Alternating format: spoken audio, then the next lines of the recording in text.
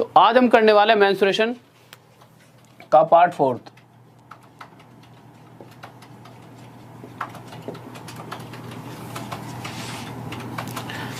और एक बार जल्दी से सभी विद्यार्थी आ जाइए। और एक बात और, अभी कुछ दिनों से क्या था कि सीजीएल वगैरह के एग्जाम चल रहे थे, तो उनकी वजह से मैं क्वेश्चंस करा रहा था, तो बच्चे कह रहे थे सर जी हमारा जिन बच्चों का एग्जाम है आने वाला है, जैसे किसी एनटीपीसी का है, किसी का सीएचएसएल का है, ठीक है, तो बच्चे कहते हैं हमारा तो छूट गया बीच में, तो ऐसी कोई दिक्कत नहीं है। और जो डाउट्स क्लास के बारे में मैंने बोला था, वो चीज़ अगर आप देखोगे तो उन क्लासेस को देख के भी आपके बहुत सारे डाउट्स क्लियर होंगे। और ऐसा नहीं है, एनटीपीसी वाले बच्चे भी अगर देखेंगे सीजीएल में किस तरह के क्वेश्चंस आए हैं तो उनको ही फायदा मिलेगा, क्योंकि जो संस्था जैसे टीसीएसई सीजीएल का एग्जाम करा रही है वही आपका कराएगी, तो कुछ ना कुछ तो फायदा मिलेगा ही कि हाँ भाई इस तरह का पैटर्न वो ले रहे हैं तो आपका भी ऐसा पैटर्न आ सकता है। तो हर चीज़ का फायदा है, ऐसा नहीं है, चीज़ तो मैथ ही पढ़ रहे हैं। और अभी कुछ चीज़ें बताते हैं। आज की क्लास में जो चीज़ें चलेंगी वो चलेंगी कि जैसे फॉर्मूले सारे बताऊँगा, अब ये बताऊँगा कि कैसे 2D और 3D के जितने ही फॉर्मूले हैं आज की क्लास में ये फॉर्मूले पढ़ेंगे हम सारे। अब इन फॉर्मूलों के अंदर फॉर्मूले तो आपको सारे आते हैं, पर इनमें मैं आपको क्या पढ़ाने वाला हूँ कि जैसे मैं कह दूँ कि सिर्फ मैं एक फिगर कोई भी लूँगा उसका फॉर्मूला बताऊँगा और उसको बेस मानकर उसके बाद हम जितने भी फॉर्मूले हैं हमें याद करने की कभी भी ज़रूरत नहीं है। अगर हमें सिर्फ एक फिगर, कोई भी एक फिगर लेना, उस फिगर का आना चाहिए फॉर्मूला। जैसे मैं रेक्टेंगल ले लूँगा, शुरुआत में हम सिर्फ रेक्टेंगल के ऊपर बात करेंगे। सबसे पहले रेक्टेंगल, जिसको हिंदी में कहते हैं आयत, इसके ऊपर बात करेंगे और फिर इसके ऊपर सभी आगे जितने भी क्वेश्चंस बन सकते हैं, मतलब जितनी भी, जैसे स्क्वायर बनेगा, ठीक है, आपका बन गया ट्रायंगल बन गया, उधर आपका क्यूबॉइड बन गया, क्यूब बन गया, सिलेंडर बन गया, जितने भी फॉर्मूले हैं हम इसी को बेस मानकर देखेंगे कि हमें याद करने की जरूरत ही नहीं पड़ेगी, इसी के थ्रू हम सारी चीज़ें याद कर सकते हैं। और फिर इस बात पे डिस्कस करेंगे 2D और 3D का पता कैसे लगाया जाए, 2D फिगर कौन सी, 3D, ऐसा कुछ नहीं पेपर में पूछा जाएगा, बट हाँ फिर भी थोड़ी सी चीज़ें हमें पता होनी चाहिए। बट उससे पहले कुछ चीज़, अगर किसी को भी बच्चे को ये दिक्कत है कि हाँ भाई सर आप क्लास रेगुलर नहीं ले लेते, देखिए जैसे अगर आपका एग्ज़ाम भी आया किसी भी बच्चे का जो हाल फिलहाल में आगे आने वाले हैं, तो मैं आपके लिए भी एनालिसिस कराऊंगा, तो आपका भी तो फ़ायदा हो उस टाइम। तो जिन बच्चों का अभी हाल फिलहाल में था तो मैंने उनके लिए कराया, ठीक है। तो ऐसा होता है यार, हर बच्चे अगर मैं आपके लिए अच्छा करूँगा तभी कर पाऊँ। जो ये वाले बच्चे थे जब इनके लिए अच्छा करूँगा तो हर किसी के लिए एग्ज़ाम आएगा तो करना पड़ेगा, क्योंकि यार जब भी तो बच्चों को हम पास ही नहीं करा पाए तो फ़ायदा क्या है। इन द एंड जब पेपर आए और जब भी हम अगर हट जाएं पीछे तो फिर दिक्कत बन जाती है ना। चलो ठीक है, वो तो बात ठीक है, मुझे पता है आप गुस्सा भी नहीं होंगे इतने ज़्यादा। 2D 3D पर आ जाओ। 2D क्या है, 2D में जैसे कोई फिगर बना दी मैंने, रेक्टेंगल, ये एक सरफेस है, अभी तक सिर्फ ये सरफेस है, तो ये है हमारी 2D फिगर। जैसे आप देख लीजिए, रेक्टेंगल हो गया, स्क्वायर हो गया, ठीक है, वैसे स्क्वायर जैसा लग रहा है देखने में, स्क्वायर हो गया, सर्कल हो गया, ये सारी 2D फिगर है। तो 3D क्या है, बट इसी एक सरफेस को, जैसे एक सरफेस है मेरा हाथ, ठीक है, अगर मेरा हाथ तो ऐसा है, थोड़ा रेक्टेंगल जैसा होता तो, और इसको मैं एक इसी तरह से एक ऊंचाई दे देता ऊपर की तरफ, तो जैसे ही मैंने एक इसे ऊंचाई दी तो ये क्या बन चुका है अब, 3D फिगर। अभी तक जैसे मैंने कोई एक स्क्वायर पकड़ा अपने हाथ में, ठीक है, जैसे कागज ले लिया ऐसे करके रखा, ठीक है, ये सतह है उसकी, और वो एक क्या है, स्क्वायर, और जैसे ही मैंने उसे एक ऊंचाई तक उठाया तो वो क्या बन गया, एक क्यूब। एक ऊंचाई तक उठाया मैंने और एक क्यूब बन गया या क्यूबॉइड। वो उसके ऊपर डिपेंड करता है कितनी ऊंचाई तक उसे उठा रहे हैं, जितनी अगर उसका जैसे साइड जितनी है उतनी ऊंचाई तक उठाएंगे तो क्यूब बन जाएगा। मेन बात यह है कि 3D फिगर में वो कन्वर्ट हो जाता है। जैसे आपने देखा हो क्यूब, जैसे हम खेलते नहीं, जो क्यूब सा होता है यूँ खेलते हैं, वो 3D फिगर है। बट जिस चीज़ को हम सिर्फ ऐसे बना सकते हैं, ये क्या है हमारा, सिर्फ एक 2D फिगर। चलो इससे आगे बढ़ते हैं कि कैसे सिर्फ हम एक ही फिगर के बारे में जानकर सभी फॉर्मूलों को इसी एक फिगर से याद कर सकते हैं। तो देखिए कैसे याद कर सकते हैं। आप अगर इसकी बात की जाए रेक्टेंगल की, तो मुझे नहीं लगता कि आप में से किसी को इसका एरिया नहीं पता होगा। तो अगर इस रेक्टेंगल की बात की जाए तो हमें पता है रेक्टेंगल की, इसको बोल देते हैं लेंथ और इसको क्या बोल देंगे, ब्रेथ, चौड़ाई। ये लंबाई होगी और ये चौड़ाई होगी। अगर मैं इसका एरिया पूछूं तो आप आसानी से बता पाओगे कि इसका एरिया होगा, सर क्या, इसका एरिया होगा लेंथ इंटू ब्रेथ। तो हमने यहाँ से क्या सीखा, सबसे पहले 2D फिगर्स की बात करेंगे। तो 2D फिगर्स में क्या होता है कि हमेशा जो एरिया होता है, क्षेत्रफल, वो हमेशा दो साइडों का आपस में मल्टीप्लिकेशन जो होगा वही हमेशा हमारा एरिया आएगा। तो एरिया यहाँ से क्या आ गया हमारा, लेंथ इंटू ब्रेथ।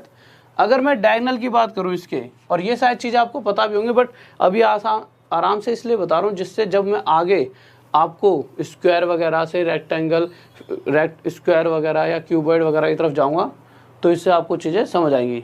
ठीक है, अब आ जाइए। ठीक है, जिस काम के लिए थोड़ी सी दिक्कत हो रही थी वो काम पूरा हो गया, मैं आपको ढंग से पढ़ाऊँ, मैं कहीं और दिमाग चल रहा था अभी तक। तो जल्दी से देखिए, तो हो क्या जाएगा, एरिया के लेंथ इंटू ब्रेथ। अगर मैं आपसे डायगोनल की बात करूँगा तो डायगोनल क्या है, तो डायगोनल आप आसानी से बता सकते हो, डायगोनल क्या है, डायगोनल ये है। अब हमें ये भी पता है कि रेक्टेंगल की सभी कोण 90 डिग्री के होते हैं।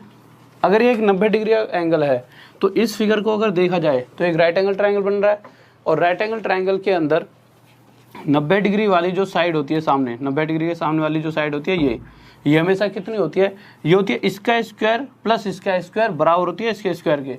तो अगर ये डायगोनल है तो मैं कह सकता हूँ डी का स्क्वायर बराबर होगा एल का स्क्वायर प्लस बी का स्क्वायर। पाइथागोरस थ्योरम पढ़ते आ रहे हैं बचपन से, स्क्वायर उधर जाएगा क्या लग जाएगा, रूट, तो under root L square plus B square, तो ये डायगोनल आ गया हमारा L square plus B square. अगर वहीं पेरीमीटर की बात की जाए तो पेरीमीटर क्या होता है, इन सभी साइड्स का, भाई साइड की लेंथ ये एल है, ये बी है, ये एल होगी, ये दोनों बराबर होती हैं, ये बी है तो ये बी, तो इन साइड्स का टोटल ही क्या होता है, पेरीमीटर परिमाप। तो अगर पेरीमीटर परिमाप की बात की जाए तो ये क्या हो जाएगा, L plus L 2l, B plus B 2b, क्योंकि 2 बार एल आ गया 2 बार बी, और यहीं से अगर हम 2 कॉमन ले लेंगे तो 2l प्लस बी हमारा क्या आ जाएगा, आंसर आ जाएगा कि भाई पेरीमीटर हो गया 2l प्लस बी। अभी तक ये किसकी बात हो रही थी, रेक्टेंगल की, तो यहाँ पर लिख देते हैं ये बात हो रही थी रेक्टेंगल की। अब मैंने भी अभी आपको क्या बात बताई थी, बस हमारे को किसी भी एक फिगर का बारे में पता होना चाहिए, और हम सभी का खुद ही, मतलब हमारे को अगर ये याद हो गया ना, उसके बाद हमें कुछ याद करने की जरूरत नहीं, ना हमें स्क्वायर का याद करने की जरूरत है, ना क्यूब का, ना क्यूबॉइड का, ना सिलेंडर का, ना कोन का, किसी का भी फॉर्मूला याद करने की जरूरत नहीं। अब क्यों जरूरत नहीं है वो देख लेते हैं कैसे। देखिए कहाँ गया टेस्टर, देखिए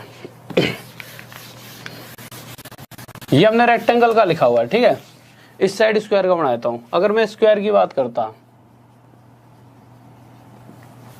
तो स्क्वायर क्या होता है, यहां पर बना देता हूं, स्क्वायर की ये साइड ए है, ये साइड ए है, तो ये भी ए होगी और ये भी ए।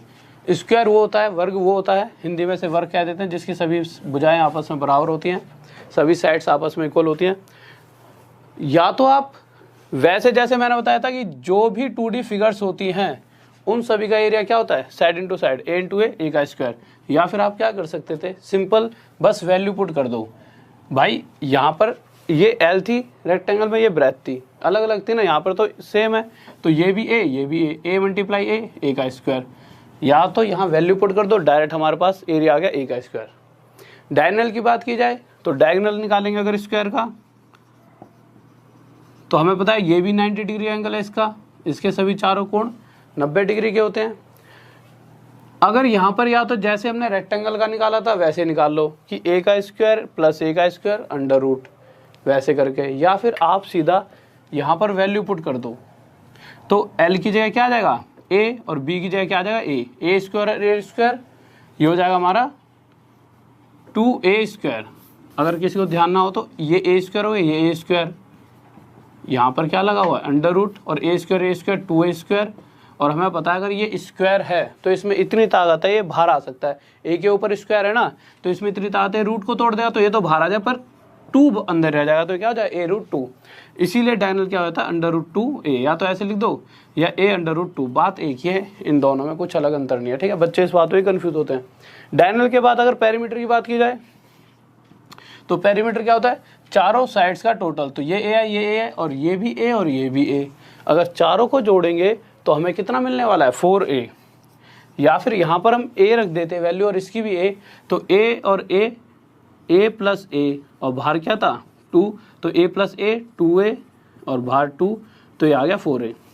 चलो इतनी बात तो मैं समझ आ गई, यहाँ तक तो आप सभी को समझ आ गया होगा, ठीक है। बट अभी तो ये स्क्वायर था, क्या हम क्यूबॉइड तक पहुँच सकते हैं? तो चलो क्यूबॉइड तक पहुँचकर देखते हैं कि हम पहुँच सकते हैं नहीं पहुँच सकते।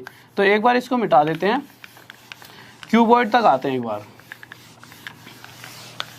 और आज के बाद फिर तुम्हें कभी फॉर्मूले याद करने की जरूरत ही नहीं पड़ेगी। तो एक बार क्यूबॉइड तक देख लेते हैं क्या होता है, ठीक है। और इसीलिए एक बार जल्दी से सभी बच्चों को शेयर कर दीजिए जिससे ज़्यादा से ज़्यादा बच्चे चीज़ें सीख पाएँ। तो हमें रेक्टेंगल आयत के बारे में पता था, अब हम क्यूबॉइड पे आ रहे हैं, फिर सर्कल वगैरह से सिलेंडर और कोन पर भी जाएंगे, ठीक है। तो एक बार क्यूबॉइड पे आते हैं। क्यूबॉइड क्या होता है? घनाभ। अब क्यूबॉइड में क्या है, मैंने क्या बताया था, जैसे मैंने रेक्टेंगल एक सरफेस ले लिया और रेक्टेंगल के सरफेस को जैसे ही मैं कोई एक ऊंचाई दूंगा, हाइट दूंगा, तो जैसे आप देखिए, आप जिस भी कमरे में बैठे होंगे अपने घर पे, तो घर पे नीचे एक सरफेस है, फर्श है, तो वो जो फर्श का एरिया निकालोगे वो हो जाएगा, जैसे वो फर्श या तो स्क्वायर हो सकता है या तो रेक्टेंगल हो सकता है, तो उसका एरिया हो गया सरफेस का एरिया। बट जैसे उस सरफेस को एक ऊंचाई दे दी, भाई इधर से एक दीवार बना दी, इधर से तो एक ऊंचाई दे दी ना, तो उसके अंदर जो ये बन गया ये क्या हो जाएगा? वॉल्यूम। तो जैसी एक ऊंचाई दे दी जाएगी सरफेस को तो ये एक बन जाएगा वॉल्यूम। अब हम देखेंगे तो हमने उसमें एक्स्ट्रा क्या बढ़ाया है? सिर्फ एक हाइट। तो कुछ नहीं है, अगर इसका एरिया था लेंथ इंटू ब्रेथ, तो क्यूबॉइड का वॉल्यूम क्या हो जाएगा? उसके अंदर बस हमने क्या बढ़ा दिया है? एच। तो लेंथ इंटू ब्रेथ इंटू बस एक इंटू एच हो जाएगी और वो क्या हो जाएगा अब? वॉल्यूम, ठीक है। उसके बाद अगर मैं बात करता हूँ डायगोनल की, और आपको डायगोनल याद नहीं है कि भाई क्यूबॉइड का जो घनाभ होता है उसका डायगोनल क्या होगा, तो डायगोनल क्या होगा? आप देखोगे यहाँ पे एल का स्क्वायर है प्लस बी का स्क्वायर है, पर क्यूबॉइड की बात की जाए तो इसके अंदर एक एच ज़्यादा है, तो इस कंडीशन में इसका डायगोनल जो होगा वो क्या हो जाएगा हमारा? Under root L square plus B square plus में एच स्क्वायर, मतलब कि एक एच और एक्स्ट्रा आ जाएगा। याद करने की कोई ज़रूरत नहीं है, सिंपल ये याद था, हमें पता है यहाँ पर बस एच और जुड़ता रहेगा। अब आ जाती है सबसे ज़्यादा जहाँ पर क्वेश्चन बनते हैं क्यूबॉइड पे। क्यूबॉइड मतलब समझ लो एक कमरे की बात हो रही है जिसका सरफेस जो है वो है एक आयत, मतलब सरफेस। अगर सरफेस उसका क्या होता? एक क्यूब होता, सॉरी एक स्क्वायर होता, ठीक है, वर्ग होता, तो उसके ऊपर क्या बनने वाला था? या तो वो क्यूबॉइड भी बन सकता है, बट अगर चलो आगे बात करेंगे, अभी तो रेक्टेंगल की बात चल रही है, इसी पर हो, नहीं तो थोड़ा कंफ्यूज हो सकते हो, ठीक है। तो हमने देखा कि हमारी जो बात चली थी डायगोनल और वॉल्यूम, जो सबसे ज़्यादा क्वेश्चन बनते हैं वो बनते हैं दीवारों पर। क्वेश्चन में ऐसे दे देगा कि भाई 4 दीवार हैं, 4 दीवारों में से एक दीवार पर 2 खिड़की हैं और एक दरवाज़ा है, अगर उनका एरिया हटा दिया जाए तो ये बताइए जो दीवारों पर पेंट किया गया इतने रुपए के हिसाब से तो टोटल कितने रुपए लगे। सबसे दिक्कत तो यहीं पर आती है बच्चों को। अब इस चीज़ को, दिक्कत को दूर करने के लिए पहले तो हमें उसका क्षेत्रफल जानना चाहिए, तो पहले उसके क्षेत्रफल पर आते हैं। तो एक बार इसे मिटा देता हूँ, दीवारों का क्षेत्रफल कैसे निकाला जाएगा ये देख लेते हैं। तो 2 फॉर्मूले होते हैं, ध्यान देना क्या क्या होते हैं।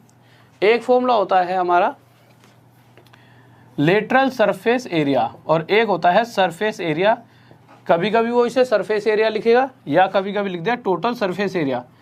सबसे पहले अंतर जानना पड़ेगा हमें कि इन दोनों में ऐसा अंतर है क्या जहाँ पर दिक्कत बन जाती है बच्चे के साथ।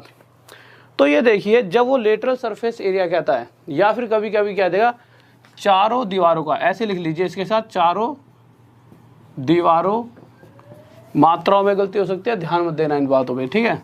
चारों दीवारों का क्षेत्रफल, तो लेटरल सरफेस एरिया होता है चारों दीवारों का क्षेत्रफल। जैसे भी आप किसी कमरे में बैठे हो, एक दीवार आपके सामने होगी, एक पीछे होगी, एक साइड में होगी, एक इस साइड में, इन चारों दीवारों का जो एरिया होगा वो हो जाता है हमारे lateral surface area. But total surface area में क्या आ जाता है? तो टोटल सरफेस एरिया में भी सामने की दीवार, पीछे की दीवार, साइड की और इधर की, ये चारों दीवारें तो होंगी, बट साथ में जिस फर्श पे हम खड़े हैं बैठे हैं उस फर्श का एरिया और उसके ऊपर जो छत है उस छत का एरिया भी जुड़ जाता है और ये हो जाता है हमारा टोटल सरफेस एरिया। अब अगर मैं इस फर्श का एरिया जानना चाहूँ, आप आसानी से बता दोगे। कैसे बताओगे? आपको पता है इस फर्श की एक लंबाई और एक चौड़ाई दे रखी होगी, तो हमें पता है इस फर्श का एरिया क्या होगा? लंबाई गुना में चौड़ाई। क्या जितना इस फर्श का एरिया है उतना ही तो छत का एरिया होगा? उतना ही होगा, तो ये हो जाएगा 2 भाई LB प्लस LB, तो 2LB प्लस में एक इधर दीवार होगी आपके और एक इधर, इन दोनों का ही बराबर होगा एरिया। तो अगर इसकी कुछ चौड़ाई होगी बट साथ में इसकी कुछ ऊंचाई भी होगी दीवार की, तो बस इस दीवार का एरिया निकालना है, सरफेस एरिया, तो वो क्या होगा? चौड़ाई गुणा में ऊंचाई। तो क्या कर देंगे? B इंटू H, पर जितना इसका होगा उतना इसका, इसलिए 2BH। इसी तरह से प्लस में एक सेकंड,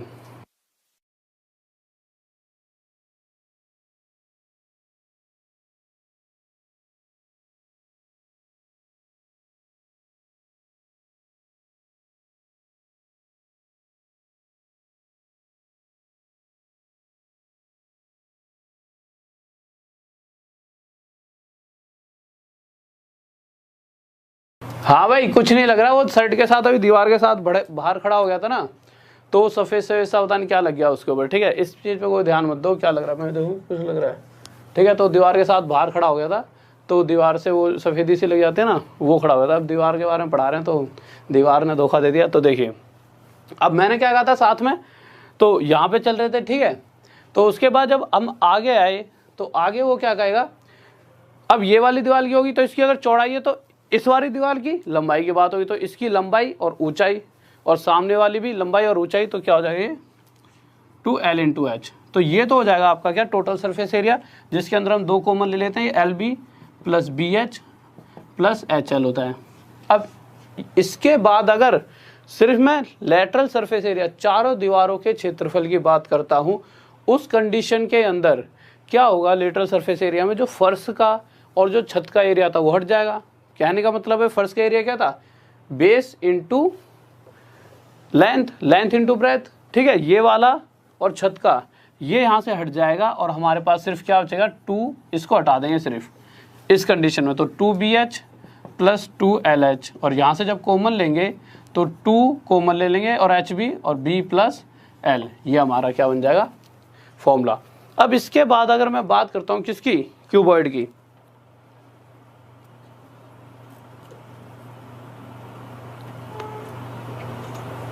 ओके बहुत बढ़िया बहुत बढ़िया, बफरिंग वगैरह हो रही है। ठीक है, अब आगे चलते हैं किसकी तरफ, हम क्यूब की तरफ। ठीक है, घन की तरफ। इतनी बात है आपने समझ लिए, तो घन की तरफ चलेंगे। तो अब आप अगर घन की बात करोगे तो अगर आपको ये सारे फॉर्मूले याद हैं, ये सारे याद हो गए, तो घन का क्या है, यहाँ पे ए रख दो, यहाँ पे ए, यहाँ पे ए, तो घन का वॉल्यूम, घन का डायगोनल, तो यहाँ ए, यहाँ ए, यहाँ ए। या तो एक बार बता दूं अलग से, या फिर अगर यहीं की यहीं अगर आप निकालना चाहो, क्यूबॉइड को क्यूब बनाना चाहो, तो आप क्या करोगे, क्यूब का अगर आप निकालना चाहोगे तो आपको पता वॉल्यूम क्या हो जाएगा, A × A, तो ये क्या हो जाएगा A की क्यूब। कहने का मतलब क्या है, क्यूब के सरफेस की जो जैसे ये फर्श है और ये क्यूब होता, तो इसका मतलब क्या है कि जो इसकी लंबाई है, जितनी चौड़ाई है उतनी इसकी क्या होती है ऊंचाई, इसकी सभी साइड्स आपस में इक्वल होती हैं, तो A का क्यूब। अगर डायगोनल की बात की जाए तो ये भी A का स्क्वायर, ये भी A का स्क्वायर और ये भी A का स्क्वायर, उसका रूट, तो ये क्या हो जाएगा 3A का स्क्वायर का रूट। और आपको पता है किसी की पावर अगर स्क्वायर है तो इसके अंदर कितनी ताकत होगी कि ये इस रूट को तोड़ सकती है, इतनी तो है कम से कम। तो यहाँ पर A बाहर आ गया और √3, तो ये डायगोनल आ गया किसका, अब ये क्यूब की, घन की बात हो रही है। अगर लेटरल सरफेस एरिया की बात की जाए तो क्या हो गया, ये A और ये A और ये A और ये भी A, तो इस कंडीशन में क्या हो गया 2A का स्क्वायर + 2A का स्क्वायर हमारा हो जाएगा 4A का स्क्वायर, तो लेटरल सरफेस एरिया हो जाता है 4A का स्क्वायर। और वहीं अगर हम बात करते हैं टोटल सरफेस एरिया की, तो हम क्या करेंगे, यहाँ पर A × A, इसी तरह ये A × A, ये A × A, ये क्या हो जाएगा, कुछ दिक्कत आ रही है क्या, ये A का स्क्वायर, ये भी A का स्क्वायर और ये भी A का स्क्वायर, तो यहाँ से जब इन सबको प्लस करोगे तो ये 3A का स्क्वायर, और 3A का स्क्वायर होने के बाद बाहर क्या दे रखा आपको 2, और ये हो जाए 6A का स्क्वायर। किसी को दिक्कत नहीं होनी चाहिए, जल्दी से बताइए, ठीक है। ओके ठीक है, अब थोड़ी स्पीड बढ़ा देते हैं क्योंकि बहुत धीरे धीरे क्लास चल रही है। ठीक है, तो सर्कल वगैरह पे आए थे, जल्दी से देखिए, जल्दी से थोड़ी स्पीड बढ़ाए थे।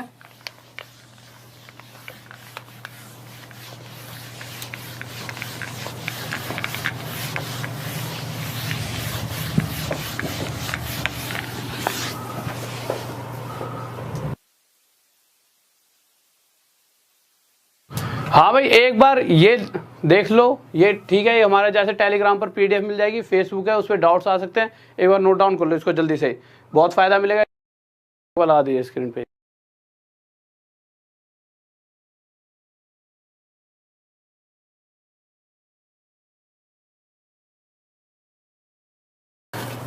हाँ भाई आ जाइए, ठीक है।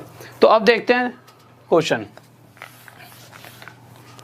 तो आगे देखते हैं क्वेश्चन क्या कह रहा है। जल्दी जल्दी क्वेश्चन से पहले कुछ चीज़ और देख ले। सर्कल, तो हमें पता है भाई, अगर मैं किसी ऐसे करके सरफेस पे कोई मैंने सर्कल ड्रॉ करा तो एक 2D फिगर है। अगर मैं इसका एरिया जानना चाहूँ तो हमने क्या सीखा था, 2D फिगर जो होती है उसका एरिया क्या होता है, साइड इंटू साइड।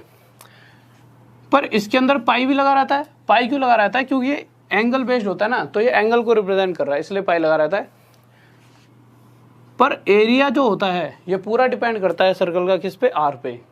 अगर आर ज़्यादा हो जाएगी तो एरिया ज़्यादा, आर कम है तो एरिया कम। इसीलिए हमें पता है कि अगर साइड इंटू साइड होता है तो आर इंटू आर, आर का स्क्वायर, तो एरिया हो जाएगा पाई आर का स्क्वायर। एरिया के बाद अगर मैं उसकी बात करता हूँ सर्कमफ्रेंस की, सर्कमफ्रेंस मतलब परिधि, तो परिधि होती है सर्कल की कितनी, 2 पाई आर एच सर्कमफ्रेंस, ठीक है। थोड़ी स्पीड में कर लेते हैं, ठीक है, इनको उतारते रहना। अगर उसके बाद मैं बात करूं किसकी, सिलेंडर की, अगर सिलेंडर की बात करते हैं तो आपको पता है, अगर सिलेंडर के वॉल्यूम की बात करूंगा मैं, तो सिलेंडर का वॉल्यूम क्या हो जाएगा, उसका जो सरफेस होता है वो एक सर्कल होता है, वृत्त ही तो होता है भाई। जो उसका सरफेस होता है वो एक वृत्त होता है, और उसी वृत्त को एक ऊंचाई दे दी जाती है, और जैसे ही हम एक ऊंचाई दे देते हैं तो वो बन गई 3D फिगर, मतलब सिलेंडर। और सिलेंडर का क्या निकालेंगे, वॉल्यूम, और उसका वॉल्यूम क्या हो जाएगा, जितना इस सरफेस का एरिया है, तो मुझे पता उसका सरफेस क्या था सिलेंडर का, एक सर्कल, तो उसके सरफेस का एरिया पाई आर का स्क्वायर मल्टीप्लाई उसकी एक एच, भाई एक ऊंचाई दे दी तो बस मल्टीप्लाई एच, वो उसका वॉल्यूम हो गया। अगर उसके बाद करते हैं सर्कमफ्रेंस की बात,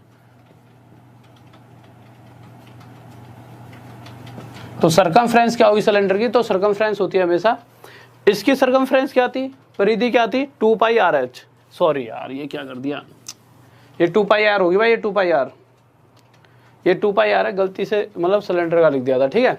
तो ये क्या है हमारा 2 पाई आर, ठीक है। तो जब हम इसकी बात करें सिलेंडर की तो ये सर्कमफ्रेंस हो जाएगी 2 पाई आर एच, ठीक है।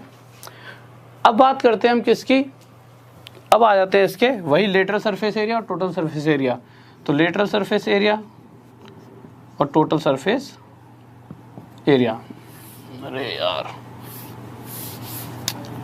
ये इसका लेटरल सरफेस एरिया होता है यार। देखिए लेटरल सरफेस एरिया मतलब जो इसकी ये परिधि थी ना, इसकी परिधि 2 पाई आर, और उसको भाई साइड साइड में होता है ना उसका, उस वाले एरिया की बात करें तो 2 पाई आर एच। पर जब हम टोटल सरफेस एरिया की बात करेंगे तो टोटल सरफेस एरिया हो जाता है हमारा 2 पाई आर एच।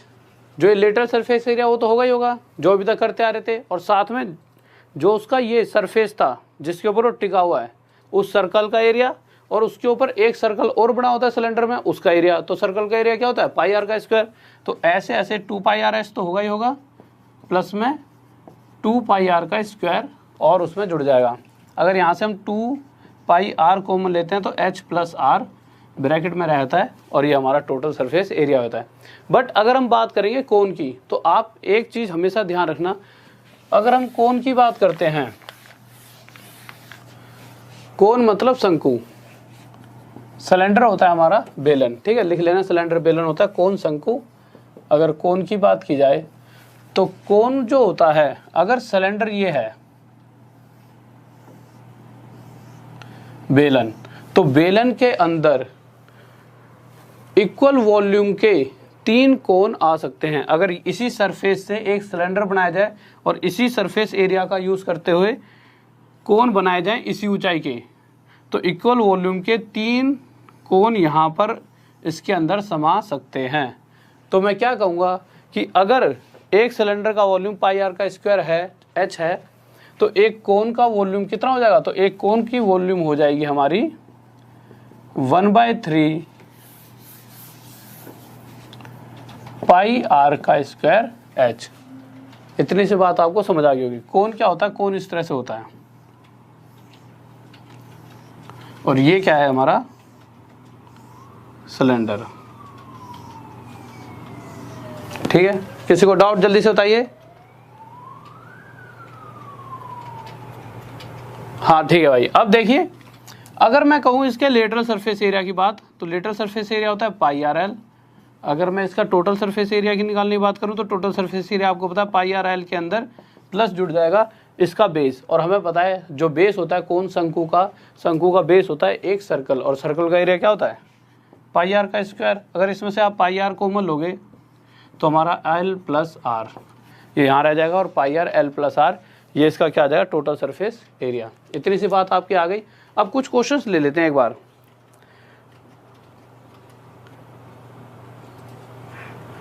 हाँ भाई सही कह रहे हो, पुलिस वाली गाड़ी जा रही है, भागने की जरूरत नहीं, तुम इतनी दूर बैठे हो, ठीक है, तुम्हें कुछ नहीं हो सकता, तुम इंस्पेक्टर लोगे सीधे। तो अब देखिए आगे, तो अब क्वेश्चंस देख लेते हैं कुछ जो इन बेसिस पर बनेंगे, फिर उसके बाद कुछ और फॉर्मूले देखेंगे। तो इनके ऊपर कुछ क्वेश्चंस हैं उनको देख लेते हैं। तो पहला क्वेश्चन लगा दीजिए एक बार सर जल्दी से।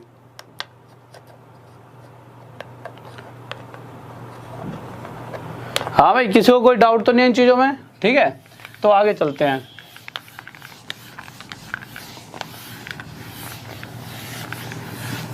तो आगे आते हैं, क्वेश्चन डाला हुआ है। पहला क्वेश्चन देखिए क्या करा है। देखिए इस क्वेश्चन से पहले एक दो चीज और कर लेते हैं और क्वेश्चन हटा दीजिए। सिंपल सी चीज है। अगर ऐसे लिखा होता, बात की जाती क्यूबॉइड की घनाभ की, कि एक घनाभ दे रखा है जिसकी लेंथ 10 मीटर है, ब्रेथ 4 मीटर और जिसकी हाइट 3 मीटर है। इस तरह से क्वेश्चन दे रखा होता और आपसे पूछ लिया जाता कि इसका वॉल्यूम बताइए क्यूबॉइड का। तो आपको बताया इसका वॉल्यूम क्या होता है, length into breadth into height, लंबाई गुणा में ऊंचाई गुणा में चौड़ाई, ठीक है, ये हमें दे रखे हैं। तो हम क्या करते हैं 10 गुणा में 4 गुणा में यहाँ पे 10 मीटर गुणा में 4 मीटर मल्टीप्लाई 3 मीटर, और हमारा आंसर आया था 120। अब क्वेश्चन के अंदर बच्चों को जो दिक्कत आती है वो आती है कि यहाँ पर मीटर का स्क्वायर आएगा या फिर मीटर की क्यूब आएगी, ठीक है।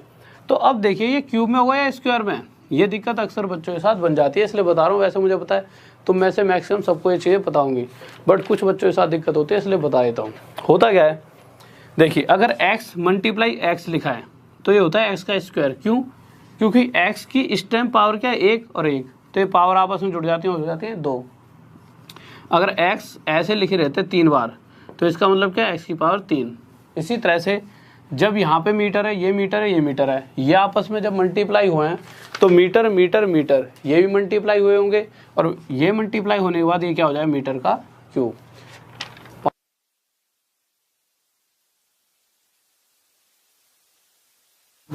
ठीक है, तो ये क्या हो जाएगा मीटर का क्यूब। इसी तरह से अगर मैं बात करता हूं आपसे, अगर मैं कह देता इसका क्या निकाल लीजिए क्यूबॉइड का टोटल सरफेस एरिया, तो जल्दी से बताइए इसका टोटल सरफेस एरिया क्या आएगा। हाँ भाई जल्दी से बताइए इसका टोटल सरफेस एरिया क्या आएगा। क्वेश्चन पे आ रहे हैं, इसका टोटल सरफेस एरिया बताइए। अगर क्यूबॉइड का लेंथ ब्रेथ एच ये देखिए, तो आपको पता है टोटल सरफेस एरिया क्या होता है। जिस सरफेस पे, जैसे क्यूबॉइड की बात है, किसी कमरे की बात हो रही है, तो फर्श का एरिया और उसका छत का एरिया क्या हो जाएगा 2BH, या डायरेक्ट आपको फॉर्मूला पता ही लग गया 2BH plus HL two LB plus BH plus HL, ठीक है। इसमें वैल्यू पुट कर देंगे, टोटल सरफेस एरिया आ जाएगा। तो ये आ जाएगा 2, लेंथ कितनी देर की है 10, और ब्रेथ कितनी देर की हमारे को 4, तो हो जाएगा 40 प्लस अगर BH की बात की जाए तो BH 4 3 या 12, और आगे बात की जाए इन दोनों की तो 10 के साथ 3 का मल्टीप्लाई हो जाएगा हमारा 30। तो ये कितना बन जाएगा हमारा 40 और 30 70, 70 और 12 82 गुणा में 2, 2 2 जा 4 2 जा 16, 164 मीटर स्क्वायर। और हमेशा याद रखना अगर एरिया की बात हो रही है, सरफेस एरिया हमेशा मीटर स्क्वायर में आएगा। अब ये मीटर स्क्वायर क्यों आया, क्योंकि हुआ क्या होगा जब ये दोनों आपस में मल्टीप्लाई होंगे तो इसका मीटर और इसका मीटर मिलकर मीटर स्क्वायर, ये भी मीटर स्क्वायर, ये भी मीटर स्क्वायर। अब कहीं पर ऐसे लिखा हो 2 metre square plus 4 metre square, तो 2 और 4 6 मीटर स्क्वायर, तो मीटर स्क्वायर में रहेगा, इसलिए यहाँ पर मीटर स्क्वायर रहेगा। इसी तरह से क्वेश्चन देखते हैं अगले वाला। तो क्वेश्चन पर आ जाइए सर एक बार।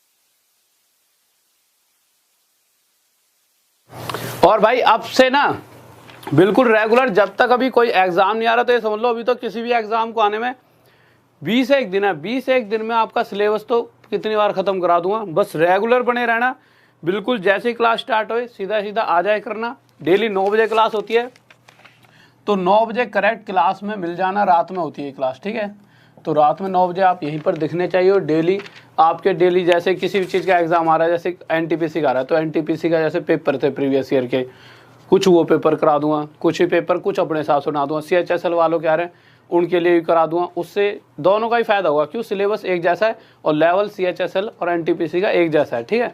और अब आप ही दो धुरंधर हो जो बच्चे हो अभी फील्ड में, अभी कुछ दिन तक तो और किसी चीज़ का एग्जाम भी नहीं है, ठीक है। हाँ आने वाले हैं, बहुत अच्छे अच्छे एग्जाम्स आने वाले हैं, मैं आपको बताते रहूँगा किसी चीज़ की अगर नोटिफिकेशन आएगी तो इस क्वेश्चन पर आते हैं। क्वेश्चन क्या कह रहा है, तो क्वेश्चन कह रहा है हमारा, कहाँ है, अच्छा ये रहा, कह रहा है सबसे लंबी रोड की लंबाई बताएं जिसे एक कमरे जो 12 मीटर लंबा, 9 मीटर चौड़ा, 8 मीटर ऊंचा है में रखी जा सकती है। अब आप एक बात बताइए, अगर कोई हमें रोड लंबी से लंबी रखनी है तो हम क्या करेंगे, जैसे आप किसी कमरे में हो तो उसका एक कोना देखोगे, उस जैसे यहाँ पे कोई कोना होगा, ठीक है, कमरे में, तो उस कोने से ऐसे ले आके सामने वाले कोने में अगर फिट कर दोगे तो सबसे लंबी रोड होगी। तो कहने का मतलब कहीं ना कहीं उस कमरे में वो एक डायगोनल बना रही होगी रोड। और इस कंडीशन में जो डायगोनल होता है वो क्या होता है किसी भी कमरे का, √L² + B² + H²। और यही तीनों चीज़ें हमें दे रखी हैं। तो एक बात हमेशा ध्यान रखना, मेंसुरेशन के अंदर अगर आपको फॉर्मूले याद हैं, जितने भी फॉर्मूले होते हैं अगर वो सभी फॉर्मूले याद हैं, तो एक भी ऐसा क्वेश्चन नहीं है जो आप नहीं कर सकते, ठीक है। तो सबसे मेन चीज़ मेंसुरेशन तो फॉर्मूलों पर ही चलती है, तो आपको सारे फॉर्मूले याद ही करने पड़ेंगे। अब कुछ बच्चे सोचेंगे सर जी पहले आप छोटे छोटे क्वेश्चन क्यों करा रहे हो, क्योंकि मुझे पता है कि हर चीज़ को कैसे लेके जाया जाएगा, यूँ नहीं सीधा बड़े क्वेश्चन करा देंगे। तो L² + B² + H², L कितना दे रखा है हमारे को 12, तो 12 का स्क्वायर 144, 12 का स्क्वायर 144, B कितना दे रखा है 9, 9 का स्क्वायर 81, और H हमें दे रखा है कितना 8, 8 का स्क्वायर 64।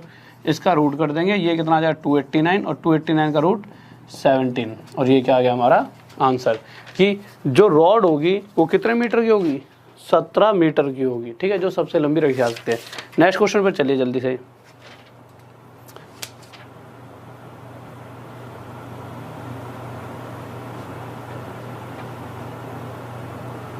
हाँ भाई जल्दी से नेक्स्ट क्वेश्चन देखिए क्या कह रहा है। तो अगले क्वेश्चन पर आते हैं। अगला क्वेश्चन देखिए, और भाई सभी बच्चों को बता देना ये क्लास रेगुलर चलने लगी है, ठीक है, और आज कल से और इम्पोर्टेंट चीज़ें कराई जाएंगी। और जो भी चीज़ें अगर नई किसी और बच्चों का एग्जाम आने वाला है, ठीक है, तो मैं धीरे धीरे बताता रहूँगा कि कैसे डाउट क्लास या जैसे भी चीज़ें कराऊंगा, बट रेगुलर रहना। अब तो अगला क्वेश्चन कह रहा है एक कमरे की लंबाई, चौड़ाई और ऊंचाई 5 मीटर, लेंथ कमरे की दे रखी है 5, चौड़ाई दे रखी है कितनी कमरे की 4, और हाइट दे रखी है कितनी 3। क्वेश्चन कह रहा है आगे, नेक्स्ट मार्कर चेंज कर लेते हैं यार। तो क्वेश्चन कह रहा है उसकी दीवारों पर अंदर की ओर प्लास्टर करने का 4 रुपये प्रति वर्ग मीटर की दर से खर्च है। अगर 4 रुपये के हिसाब से खर्च आ रहा है, सबसे पहले तो मुझे उस दीवारों का एरिया चाहिए। तो या तो फॉर्मूला पता है तो फॉर्मूला लगा लो, नहीं पता तो कोई दिक्कत थोड़ी है। हमें पता है किसी कमरे में अगर हम बैठे हैं तो उसकी इस वाली साइड का, अगर इस वाली दीवार का एरिया क्या हुआ जो आपके इधर होगी, तो इस वाली दीवार का एरिया क्या होगा लेंथ, अगर ये लेंथ मान रखी है इधर वाली दीवार की तो उसकी एक ऊंचाई होगी, तो 2L × H। इसी तरह से आपके पीछे एक दीवार होगी जिसका एरिया क्या होगा बेस × हाइट। पर अगर पीछे वाली का जो एरिया सामने वाली का भी है तो इसलिए 2B × H लिख दिया यहाँ पर।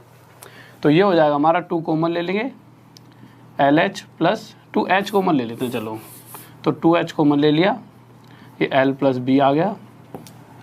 बस यहाँ वैल्यू पुट कर दो। H की वैल्यू हमें पता है कितने दे रखी है 3, L कितना दे रखा है हमारे को 5, और B कितना दे रखा है 4। तो ये कितना होगा 2 × 3 = 6, और 5 और 4 9, 9 × 6 = 54। ये हमारा क्या आ जाएगा आंसर। किसी को डाउट जल्दी से बताइए। अब उसने पूछा क्या है, उसने ये पूछा है अगर 4 रुपये, ये क्या गया चारों दीवारों का एरिया 54 मीटर स्क्वायर, पर अगर 1 मीटर स्क्वायर पर 4 रुपये खर्च होगा तो 54 मीटर स्क्वायर पर 4 पे हिसाब से कितने रुपये खर्च होने वाला है? 216 रुपये। तो हमारी जेब से खर्चा कितना होने वाला है? 216 रुपये का। किसी को डाउट जल्दी से बताइए, कोई दिक्कत? नेक्स्ट क्वेश्चन की तरफ चलते हैं। हाँ भाई जल्दी से बताइए, कोई दिक्कत होगी? 4 4 16 61 4 5 20 21, कोई दिक्कत? जल्दी से बताइए। चलो ठीक है, आगे चलते हैं। तो नेक्स्ट क्वेश्चन आइए सर जल्दी से। तो नेक्स्ट क्वेश्चन देखते हैं क्या करा है। तो अगले क्वेश्चन पर आए। तो अगला क्वेश्चन कह रहा है हमारा, दो आपने क्या करा है, कुछ बच्चों ने इस फर्श पर भी प्लास्टर कर दिया और छत पे भी, बट वो कह रहा है सिर्फ चारों दीवारों की बात कर रहा है, ठीक है। तो इसलिए कुछ बच्चों का अलग आंसर आ रहा है, थोड़ा सा सही वो भी है, बस ये है कि वो ज़्यादा आगे चले गए हैं। तो अगला क्वेश्चन क्या कह रहा है हमारा, अगला क्वेश्चन कह रहा है इस बार एक हॉल है जिसकी लंबाई 20 मीटर है, लेंथ होती है लंबाई 20 मीटर दे रखी है, और उस हॉल की एक चौड़ाई दे रखी है, वो कितनी दे रखी है? 16 मीटर। उसके बाद आगे क्या कहा गया है, कह रहा है कि चारों दीवारों का क्षेत्रफल इसके फर्श तथा छत्र के क्षेत्रफल के योग के बराबर है। चारों दीवारों का अगर आपको एरिया निकालना है तो आपको पता है इस वाली साइड का एरिया क्या हुआ, इस वाली दीवार का एरिया, अगर इसकी एक लंबाई दे रखी है तो लेंथ इंटू हाइट, जितना इसका है इतना ही सामने वाले का, इसलिए इसके साथ 2। इसी तरह से अगर इस वाली दीवार का निकालना चाहूँ तो बेस और एक ऊंचाई है तो बेस इंटू हाइट, पर जितना इसका एरिया होगा इतना ही सामने वाले का भी होगा, तो यहाँ पे 2 लगा दिया। और ये बराबर है किसके, इस फर्श का। फर्श की एक बेस है, एक लंबाई है और एक चौड़ाई है, इसकी कोई ऊंचाई तो है नहीं, तो फर्श का एरिया क्या हुआ, base into length into base, और जितना हमारा एरिया फर्श का होगा उतना ही छत का होगा, तो इसलिए यहाँ पे 2 लगा दिया। कह रहा है कि ये एरिया और ये एरिया आपस में बराबर है, तो रख के देखते हैं एक बार। तो हमने जब रखा तो 20 इंटू 16, 16 टू 32, तो 2 इंटू 320 यहाँ पर रख के देख लेते हैं। तो 2 इंटू, पहले यहाँ से टू एच कॉमन ले लेंगे, तो 2h l plus B, L और बी की वैल्यू 16 और 20 कितना आ गया 36, तो ये हो गया हमारा 36। h की वैल्यू हमें चाहिए, जो कटता है काट दीजिए। तो अगर आप काटोगे तो ये 4 से 9 पर जाएगा, और ये 4 8 32, ये 80 आ गया। इस 2 से ये 2 काट दो, तो अगर h की वैल्यू निकाली जाएगी तो 80/9 मीटर, ये हमारा क्या जाएगा आंसर, ठीक है। किसी को डाउट जल्दी से बताइए, हाँ भाई जल्दी बताओ, किसी को दिक्कत?